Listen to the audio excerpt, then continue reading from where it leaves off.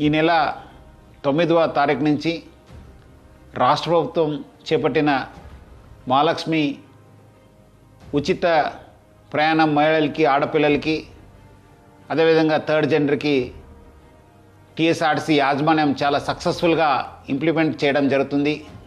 చాలా చోట్ల అనూహ్య స్పందన వచ్చింది. రికార్డ్ స్థాయిలో ప్రయాణికులు మా బస్సులో ప్రయాణం చేయడం జరుగుతుంది.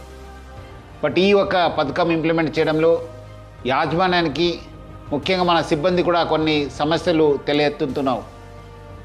ముఖ్యంగా చాలామంది మహిళలు తక్కువ దూరంకి వెళ్ళే వాళ్ళు కూడా మన ఎక్స్ప్రెస్ బస్సులో ఎక్కి దూర ప్రాంతం వెళ్ళే ప్రయాణికులకి ఇబ్బంది కలిగించే విధంగా ప్రయాణం చేస్తున్నారు. వాళ్ళందరికీ కూడా నా తరఫు నుంచి, యాజమాన్య తరఫు నుంచి కోరుతున్నాను, మీరు తక్కువ దూరంలో వెళ్ళే వాళ్ళైతే వెలుగు బస్సులో ప్రయాణించాలని చెప్పి నేను మరీ కోరుతున్నాను. అదేవిధంగా కొంతమంది మహిళలు స్టేజ్ కాకుండా మధ్యలో, రోడ్ మధ్యలో ఆపడము, లేదంటే ఎక్కడ కావాలో అక్కడ ఆపండి అని చెప్పి అడుగుతున్నారు. దీనివల్ల కూడా చాలా దూర ప్రాంతంలో వెళ్ళే వాళ్ళు కూడా చాలా ఇబ్బంది కలుగుతుంది. స్టేజ్ దగ్గర మాత్రమే మా బస్సు ఆగడం జరుగుతుంది. సో ముఖ్యంగా దీనివల్ల కూడా దూర ప్రాంతం వెళ్ళే వాళ్ళు, వేరే ప్రయాణికులు కూడా మేలు జరుగుతుంది.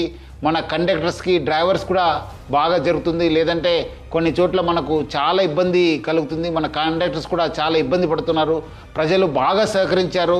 వాళ్ళందరూ కూడా నా తరఫు నుంచి, యాజమాన్య తరఫున కూడా ధన్యవాదాలు తెలుపుతున్నాను.